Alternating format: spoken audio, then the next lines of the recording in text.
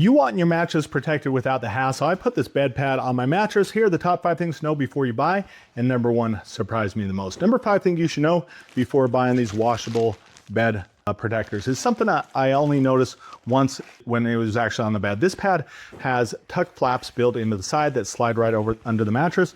I figured it would just sit there with a bunch up the second anyone rolled over it. Instead, it stayed locked in place through the entire night, even with my dog Coco jumping up to still the spot at 2 in the morning. Several buyers, it turned out, said the same thing about the flaps holding everything flat no matter how much tossing happened.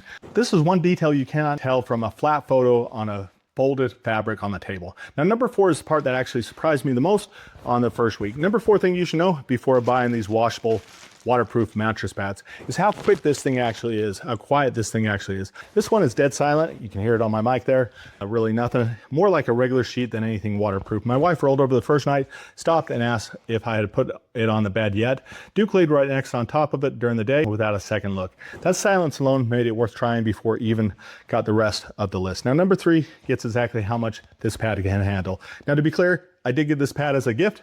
We've been using it for a while now. We love it. I think you'll love it as well. Go ahead and add it to your cart. All right. Number 3 thing you should know before buying these mattress protectors is the actual capacity. This is bigger than I expected from something this thin.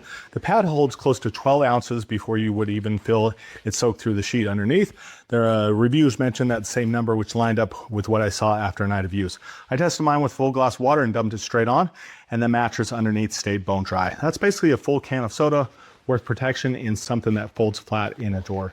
Knowing the real numbers change how many of these you actually need. Now, number 2 is a detail. I decided how many you should be ordering. Number 2, this is one pad is never really enough if you're using it every night. Laundry takes time and you do not want to be stuck without protection on wash day. I started with one, ran it through the wash after a rough night, and then had nothing to fall back on for day 2 when it dried. That's why this 4-pack is awesome. My neighbor, Randy, laughed at me for not thinking through it since he has done this for years. Once I picked a second one, the whole routine finally made sense. And number 1 is the one that actually got me. So don't skip it and stay till the end because I got a bonus tip nobody warns you about as well. Number 1 thing you should know before buying this pad is how long this pad actually built to last. I assume something this soft and thin would wear out after a handful of washes the way most fabric like this does. So it's instead rated for somewhere around 500 washes before it starts losing waterproof backing. And one reviewer mentioned still using theirs daily, more than a year without it single leaking showing up. That numbers means this thing can outlast years of buying disposable pads over and over, which nobody tells you stand in the aisle when you're comparing things or on the side. I ran mine through a wash a dozen times and tested before filming this, and it still held up exactly as day 1. That's the kind of durability is not something you can see on a photo of folded fabric. It only shows up after you actually live with this for a month.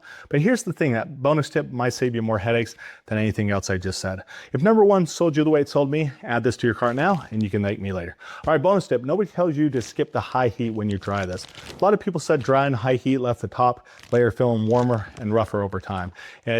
I learned this one after myself a few washes when the fabric felt stiffer than it did out of the box. Once I switched to a cold wash and air drying the top layer, it went right back to feeling soft. It's a small habit, but it's the difference between lasting years and wearing out of months. All right, guys, that's all I got for you today.